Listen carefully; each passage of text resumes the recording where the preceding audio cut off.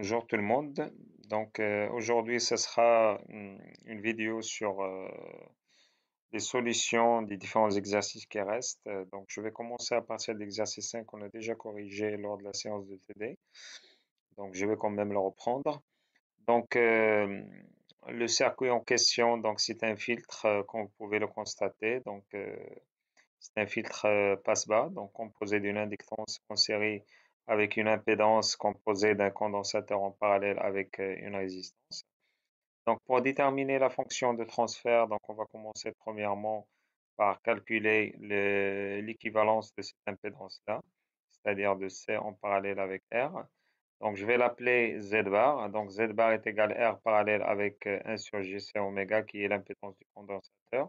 Donc à partir de là, donc on peut déterminer Z bar qui est égal à cette relation-là. Donc maintenant, on peut passer vers le calcul de la fonction de transfert. Donc là, je vais m'intéresser à la tension de sortie qui est aux bornes de la résistance R parallèle avec C. Et puis, il est aux bornes aussi de l'impédance équivalente Z bar. Donc VS bar, c'est Z bar fois la tension d'entrée divisée par la somme de l'inductance, de l'impédance de l'inductance et puis de l'impédance équivalente qu'on a déjà calculée. Donc c'est VE bar divisé par Z bar plus GL oméga, donc fois Z bar. Donc en passant par la règle du diviseur de tension. Ou bien vous pouvez utiliser loi de Maille, donc c'est très simple. Donc vous pouvez prendre par exemple votre tension de sortie, donc c'est l'impédance Z bar fois le courant. Et le courant tout simplement c'est la tension d'entrée divisée par la somme des deux impédances. L'impédance aux bornes de l'inductance et puis l'impédance de l'inductance et puis l'impédance équivalente Z bar, donc la somme des deux. Donc ce qui va nous permettre d'obtenir cette relation-là. Donc à partir de là, je vais remplacer directement l'expression déjà calculée de Z bar. D'accord? Donc là, je vais la remplacer. Donc, ce qui va me permettre de remonter vers l'expression finale de T bar de G oméga. Donc, c'est un calcul rapide qui me permet d'obtenir cette relation-là. C'est pas très compliqué. Donc, on constate qu'on a au niveau dénominateur, donc là, vous avez la partie réelle, c'est 1 moins LC oméga carré, plus GL oméga sur R. Donc, une fois on a déterminé la fonction de transfert, maintenant je peux calculer le module, l'expression du module de T bar. Donc, le module de T bar, donc c'est 1 sur la racine tout simplement de la partie réelle au carré plus la partie imaginaire au carré. Et donc, on pose oméga 0 est égal à 1 sur la racine de LC. Donc, ça va me permettre d'obtenir une relation finale. Donc, regardez. Donc là, tout simplement, je remplace LC par 1 sur oméga 0 au carré ou bien oméga 0 par 1 sur la racine de LC. Donc là, ici, LC est égal à 1 sur oméga 0 au carré. D'accord? Donc, ce qui va me permettre d'écrire oméga sur oméga 0, le tout à la puissance 4, comme vous pouvez le constater ici. D'accord? Moins 2LC. D'accord? Moins 2LC. Donc, LC, donc c'est 1 sur oméga 0 au carré. D'accord? Ou bien je peux la garder telle qu'il est. D'accord? Ce qui va me permettre d'avoir l'expression suivante.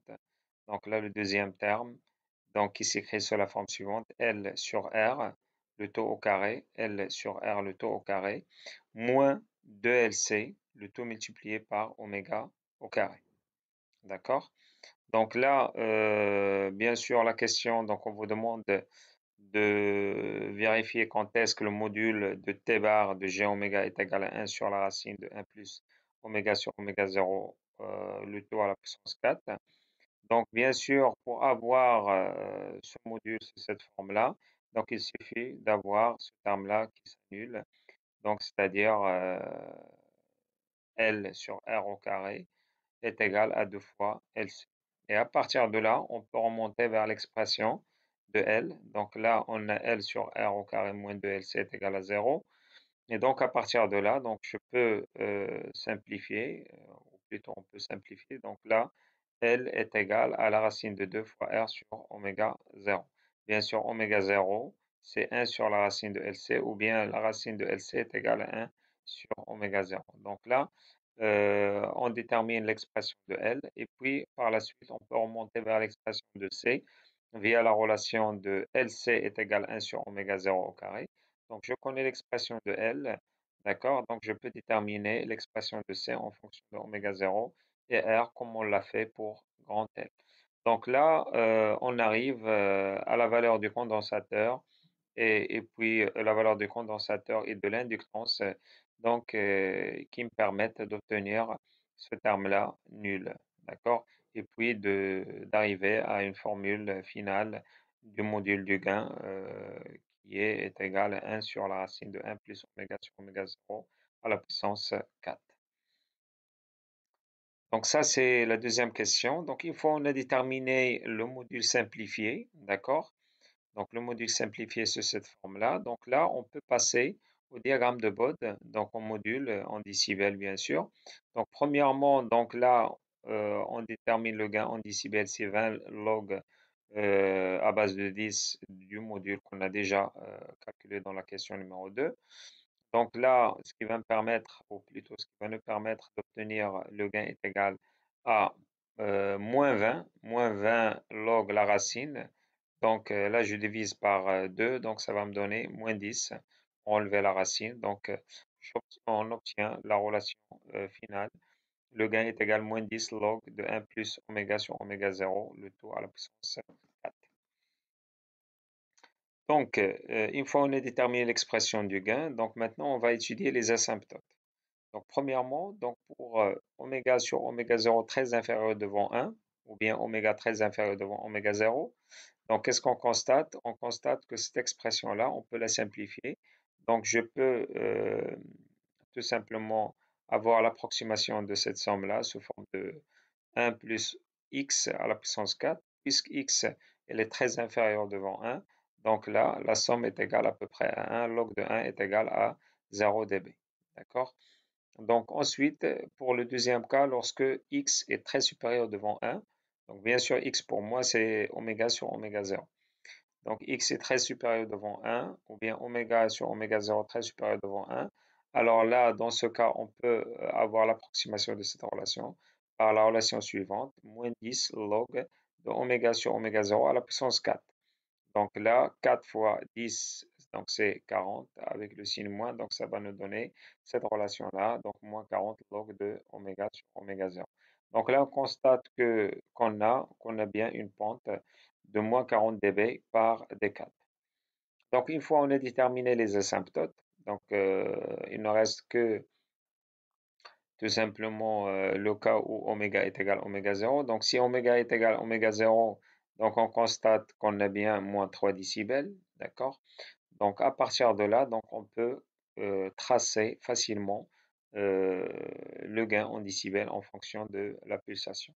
Ou bien on peut carrément tracer le gain en décibels en fonction de la pulsation réduite ou bien la pulsation normalisée qui est égale à oméga sur oméga 0. Donc là, on va tracer le gain dans un intervalle entre 0 et 1 oméga, donc là, oméga 0. Donc là, il faut ajouter oméga 0 ici, donc c'est 0,1 oméga 0 ici. Et là, vous avez oméga 0, donc c'est la pulsation de coupure, d'accord? Et là, c'est 10 oméga 0, donc qui est la pulsation max. Donc, pour le premier intervalle, lorsque oméga est très inférieur devant oméga 0, donc là, on a déjà calculé l'asymptote, donc c'est autour de 0 dB. Donc, en pointillé, donc c'est l'asymptote pour oméga sur oméga 0 très inférieur devant 1. Et puis, lorsqu'on a oméga sur oméga 0 très supérieur devant 1, donc là, c'est une pente à moins 40 dB, comme vous pouvez le constater ici. D'accord?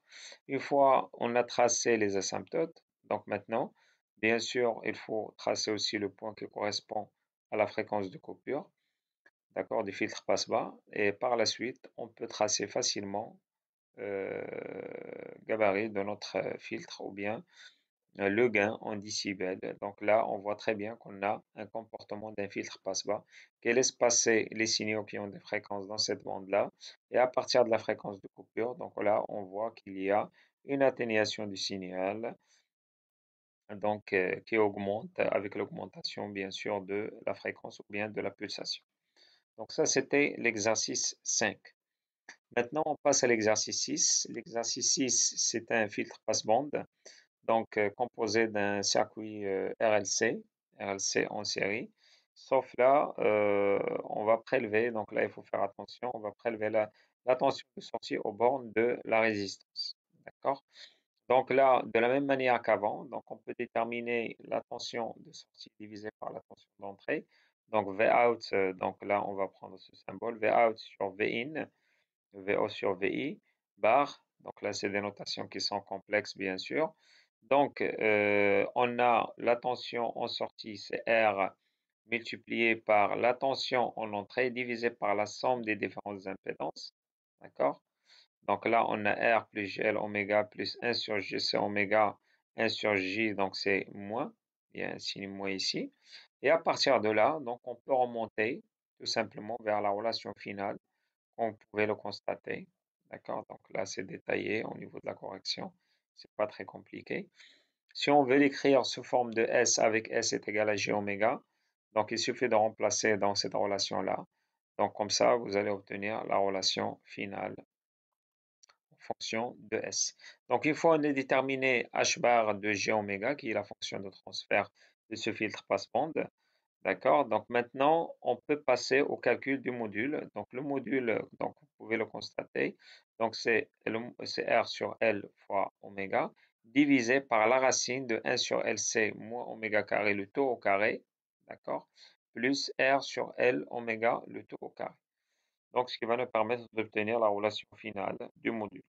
Pour la phase, l'argument de H bar, donc c'est l'argument de J fois R sur L fois oméga, moins l'argument du dénominateur, d'accord? Donc qui est égal à l'arc tangent tout simplement de R sur L oméga divisé par 1 sur LC moins oméga au carré. Donc regardez, c'est la relation, cette relation-là, d'accord?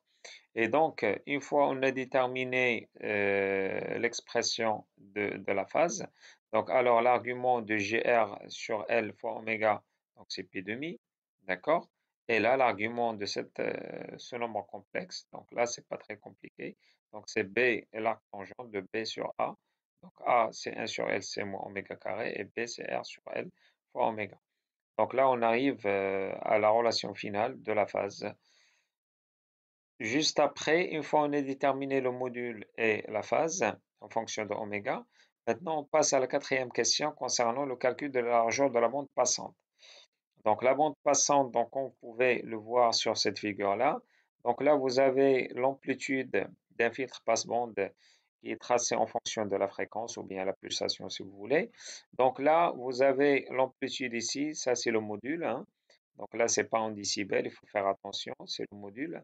Donc la valeur max, donc c'est 1.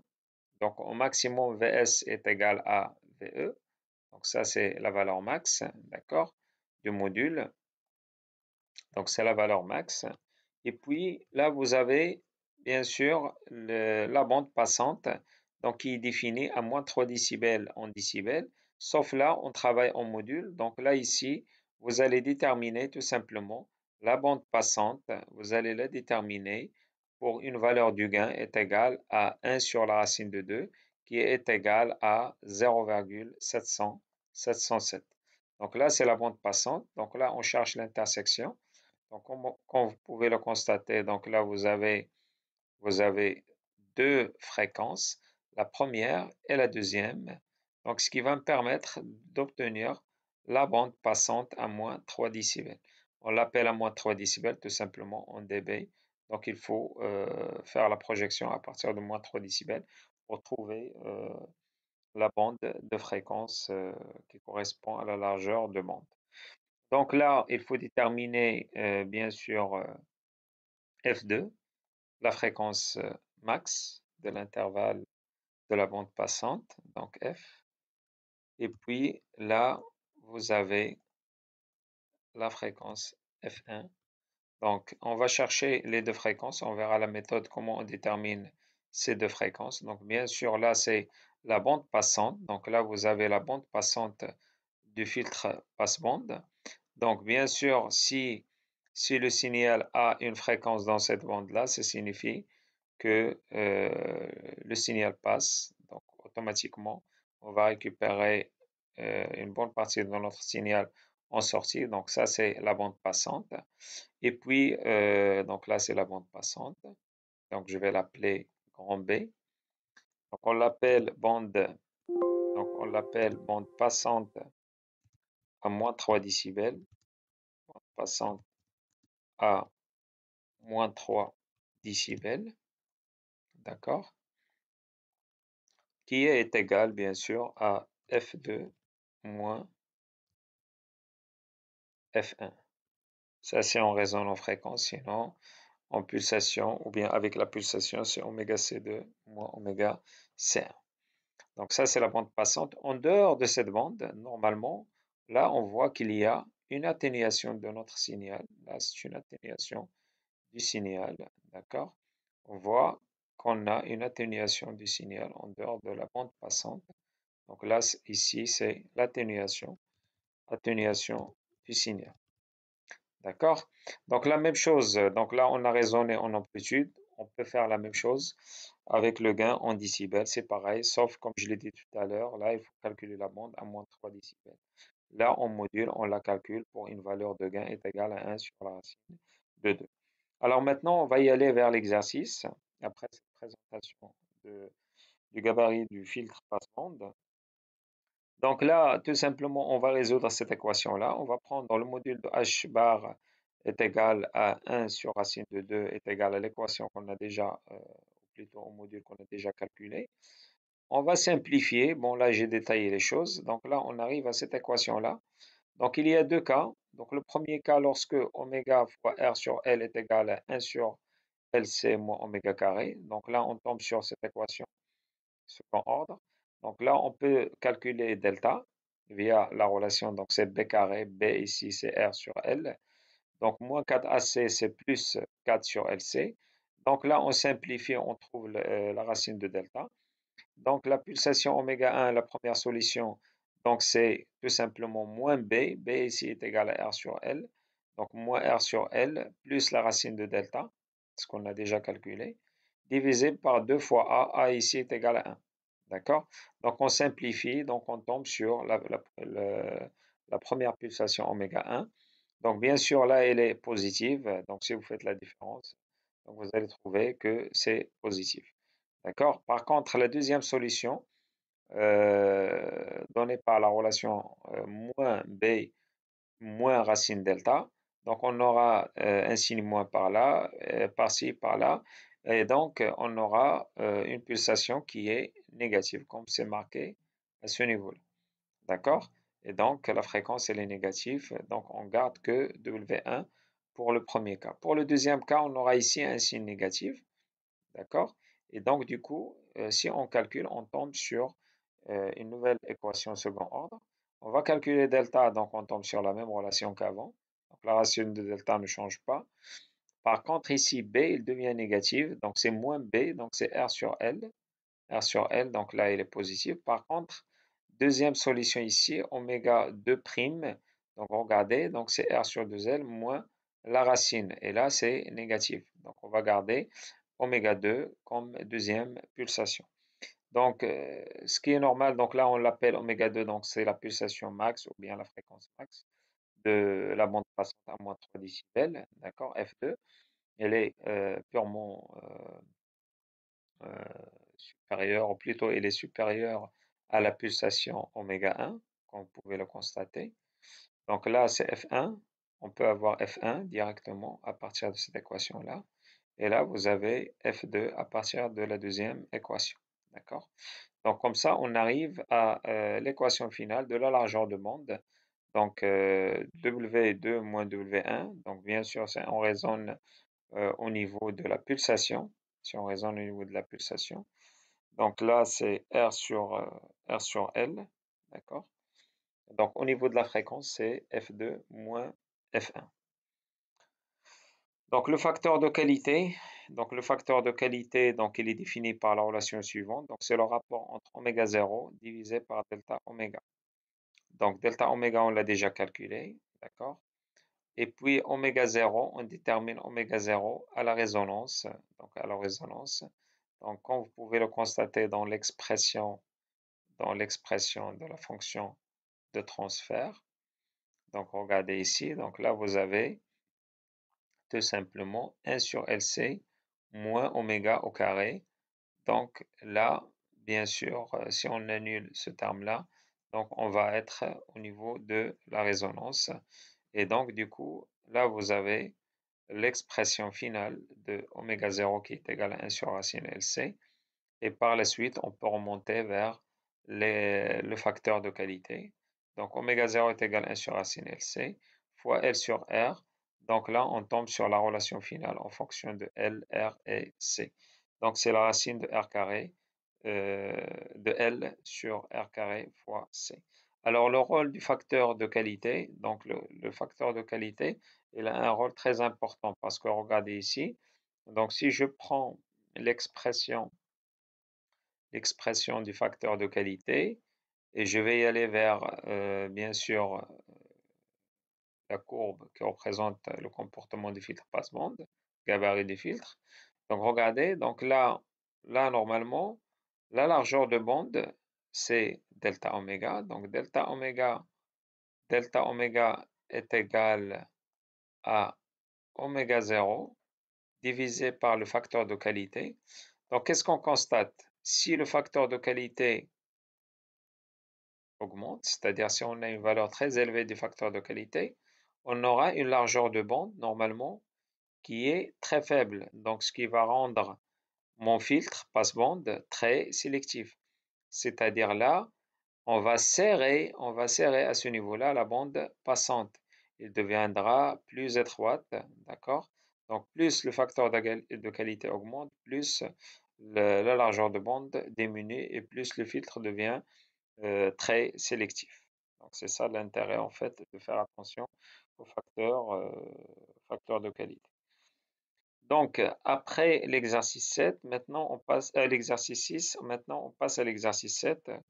Donc toujours un circuit RLC, sauf là il faut faire très attention. Là on va prélever la tension de sortie aux bornes de l'inductance en série avec le condensateur. Donc, ce qui va nous permettre d'obtenir un comportement d'un filtre coupe-bande et non pas passe-bande. Alors, pour le calcul de la fonction de transfert, donc c'est classique, maintenant on sait faire. Donc là, vous avez GL oméga plus 1 sur GC oméga, donc c'est l'impédance, d'accord? L'impédance en sortie du filtre coupe-bande. Donc, multiplié par la tension d'entrée divisé par la somme des trois impédances, d'accord? Et puis par la suite, on peut simplifier, donc on tombe sur la relation suivante. Donc 1 plus J carré, c'est comme si on a un moins LC oméga carré sur un dénominateur donné par cette relation-là. Donc si on veut exprimer la fonction de transfert en fonction de S, avec S est égal à J oméga, donc on obtient la relation suivante.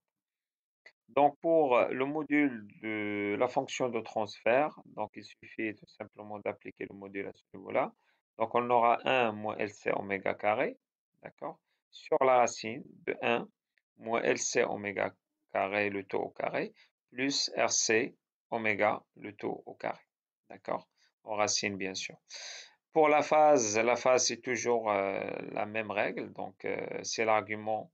Donc là, regardez, vous avez 1 moins LC oméga carré. Donc l'argument de H bar, donc ça sera moins l'argument du dénominateur, tout simplement. D'accord? Qui est égal à moins l'arc tangente de RC oméga sur 1 moins LC oméga carré.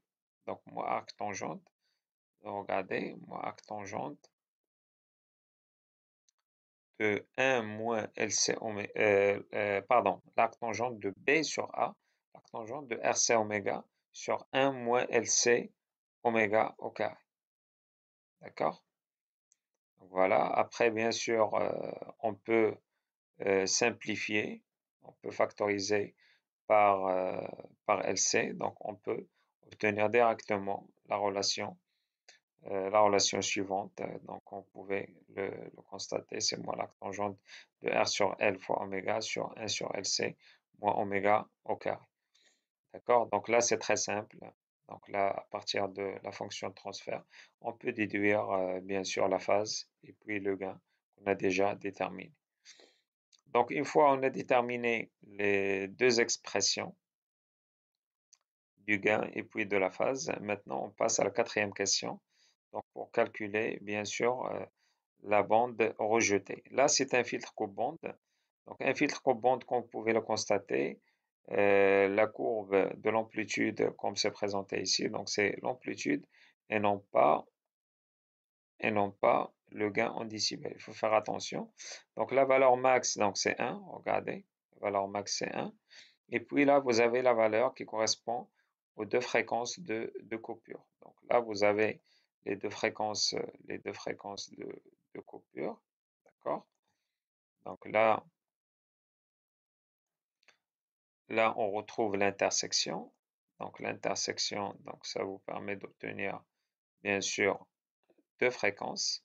Donc la première, c'est FC1, d'accord? Ou bien au niveau pulsation, c'est oméga C1. Et là, vous avez la deuxième par là. D'accord? Et donc, on va procéder de la même manière, donc pour calculer bien sûr les deux fréquences ou bien les deux pulsations.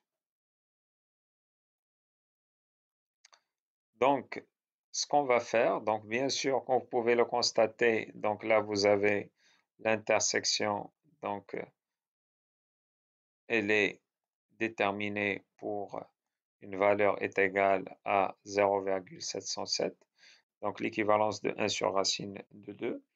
Donc là, on va prendre le module de h bar est égal à 1 sur racine de 2 et on va remonter, faire les deux valeurs comme on l'a fait pour le filtre, bien sûr, passe-bande.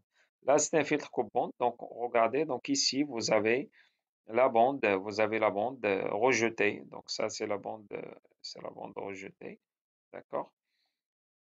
Donc, si notre signal est là, une fréquence à l'intérieur de cette bande-là, donc bien sûr, on aura le filtrage et l'atténuation du signal. D'accord? Donc, la limite de cette bande, bien sûr, c'est la fréquence FC1 et la fréquence FC2. Donc, ça, c'est ce qu'on appelle la bande rejetée. D'accord? C'est la bande rejetée ou bien atténuée. Donc, c'est la bande rejetée. Donc, c'est pour ça on l'appelle aussi coupe-bande ou bien réjecteur de bande. Donc, on l'appelle coupe-bande ou bien réjecteur, filtre, réjecteur de bande. Parce que tout simplement, il va rejeter une bande, d'accord, qui est la bande F1, F2. Et puis, en dehors de cette bande-là, donc là, il laisse passer le signal, comme vous pouvez le constater à gauche, et puis à droite, d'accord, et il bloque les signaux qui ont des fréquences au milieu. Donc, c'est ça le comportement d'un filtre coupe-bande. Alors maintenant, on va y aller vers le calcul des deux fréquences. Donc, pareil, donc on va placer l'expression du gain au module est égal à 1 sur racine de 2. Donc, on obtient la même équation qu'avant, d'accord? On obtient la même équation d'avant, donc on aura deux solutions, donc comme l'exercice 6, deux solutions, donc WC1 et puis WC2, qui sont exprimées par cette relation-là. Donc la largeur de bande rejetée, delta oméga, donc ce sera L sur R, la même relation. Et le facteur de qualité, bien sûr, ce sera la racine de L sur R carré fois C. Donc comme on a vu tout à l'heure, donc là, la valeur du facteur de qualité, plus elle augmente, plus on a une largeur de bande qui est faible, donc un filtre coupe-bande sélectif. Alors maintenant, on passe à un autre exercice. Donc cette fois-ci, donc c'est un filtre passe-bas. C'est un filtre passe-bas d'ordre 2. Pourquoi c'est un filtre passe-bas? Donc, regardez le comportement. Donc, si oméga tend vers 0, si oméga tend vers 0, donc là, on a l'inductance qu'on peut remplacer par un court-circuit, et puis le condensateur qu'on va remplacer par un circuit ouvert. D'accord? Donc, on peut remplacer par un circuit ouvert. Donc, le courant ici est égal à 0, donc ce qui vient à prendre tout simplement US est égal à UE bar parce que ici vous avez une tension nulle, d'accord? Parce que le courant est égal à 0, donc US est égal à UE bar. Donc pour des fréquences très élevées, oméga tend vers l'infini, donc là on aura un circuit ouvert et là c'est un court-circuit. court-circuit, ça veut dire la tension US bar est égale à 0. Donc là, on constate que ce circuit il laisse passer les basses fréquences ou bien les signaux dont les fréquences sont très faibles ou bien inférieures à une fréquence donnée. Et puis, pour des fréquences élevées, le signal il est filtré, il est atténué. Donc ça, c'est un comportement d'un filtre passe-bas. Alors maintenant, la deuxième question, donc là, vous avez un filtre passe-bas, second ordre. Donc là, on va montrer que la fonction de transfert s'écrit sous la forme suivante. Avec oméga 0, c'est 1 sur la racine de LC, Q est égal à L oméga 0 sur R est égal à 1 sur RC oméga 0. Donc là, c'est pas très compliqué. Donc on va appliquer toujours diviseur de tension ou bien loi de Maille. Et donc on tombe sur cette relation-là. D'accord? Et à partir de cette relation, il suffit de remplacer la valeur de Q et de oméga 0. Donc pour tomber directement sur la relation euh, recherchée. D'accord? Donc, une fois on a déterminé la fonction de transfert, donc maintenant on peut déterminer ou bien étudier le diagramme de Bode, donc étudier les asymptotes donc pour les différents cas. Donc, le gain ici, donc c'est 20 log de h bar de g de x en module, d'accord? Donc, est égal à moins 20 log de la racine, donc 1 moins x carré, le taux au carré plus x sur q, le taux au carré, d'accord? Et donc, à partir de là, donc on va étudier selon la valeur de x qui est égal à oméga sur oméga 0.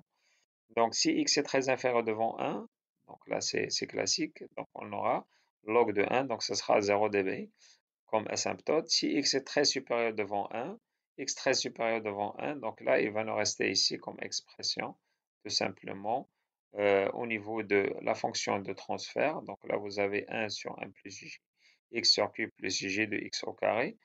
Donc x, il est très supérieur devant 1, donc il va nous rester en module 1 sur x au carré. D'accord? Donc 1 sur x au carré. Et donc, c'est 20 log de 1 sur x au carré. Donc, c'est moins 20 log de x au carré. Donc, ça va nous donner moins 40 log de x. Donc là, on a une pente de moins 40 dB par d4. Pour le cas de x est égal à 1, et là, il faut faire attention. Donc, c'est pas automatiquement oméga 0, c'est la fréquence de coupure. Pour x est égal à 1, d'accord, si on remplace x par 1, donc là, vous avez 1 moins x carré, donc c'est 0. Il nous reste ici j fois 1 sur q, d'accord? Et donc là, ça sera 20 log de q qui est le module tout simplement dans ce cas. D'accord? Donc là, selon la valeur de Q, donc on va tracer bien sûr le gain en décibels. Et comme je l'ai dit, il faut faire attention. On verra le cas où X correspond à la pulsation de coupure ou bien la fréquence de coupure. Donc on constate bien sûr que le facteur de qualité Q donc, influe sur le comportement de la courbe au voisinage de oméga est égal à oméga 0. On verra lorsqu'on va discuter tout à l'heure le gain ou bien la représentation du gain. Donc, si on prend par exemple, regardez, si on prend une valeur un petit peu élevée, on va constater que le gain il dépassera 0 dB. Donc, il va atteindre une valeur maximale. Donc, pour étudier le comportement du gain, donc là, on va déterminer la valeur max du gain en module. D'accord? Donc, le gain qu'on a déjà calculé, donc c'est 1 sur cette relation-là, sur le dénominateur. Donc, je peux écrire le dénominateur sous cette forme-là. Donc, c'est un nombre complexe, je vais le noter, dénominateur, c'est grand D. D'accord? Donc, 1 moins x carré plus jx sur q. Donc, par la suite, donc là, ma fonction de transfert deviendra 1 sur d bar. Donc là, c'est le conjugué de d sur d fois le conjugué de d. C'est comme on n'a rien fait, on a multiplié par le conjugué de d. D'accord? Donc d fois d bar, ça va me donner le module de d au carré. D'accord? Et là, c'est le conjugué de cette relation-là. Il y a un signe moins qui va apparaître ici. Donc là, à partir de là, donc je peux calculer à nouveau l'argument de h bar. Donc regardez ces phi.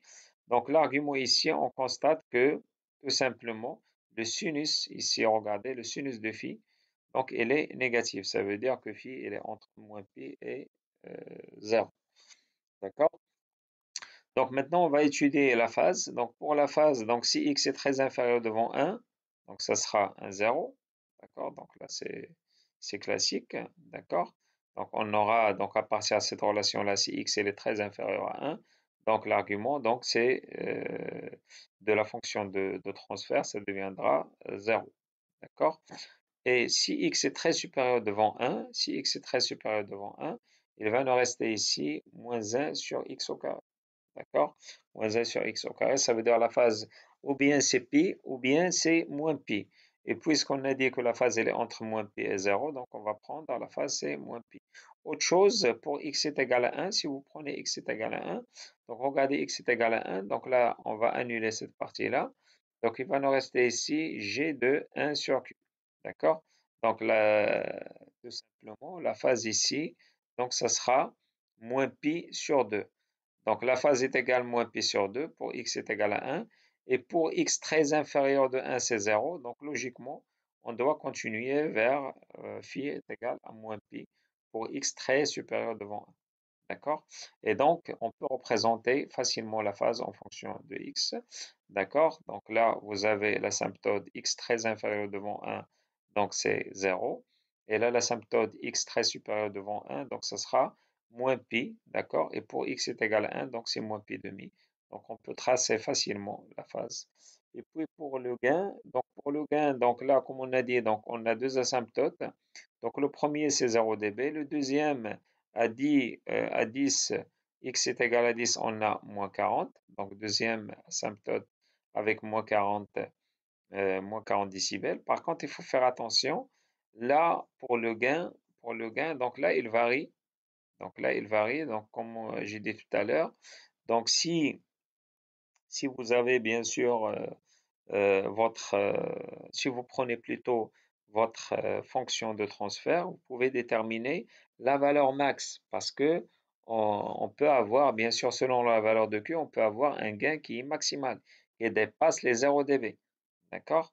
Donc, on va chercher la valeur pour lequel vous avez un gain maximal. Donc, on a un gain maximal si le dénominateur bien sûr, en module, donc a une valeur minimale.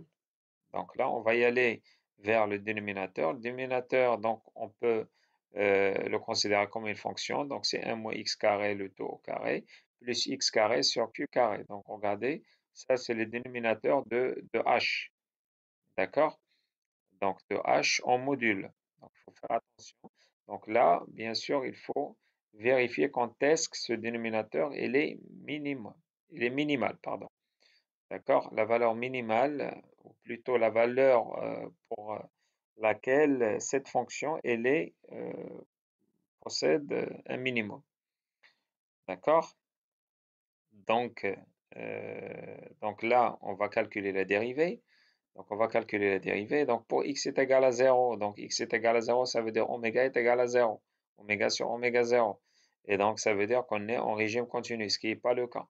Nous, on travaille en régime harmonique, régime sinusoïdal.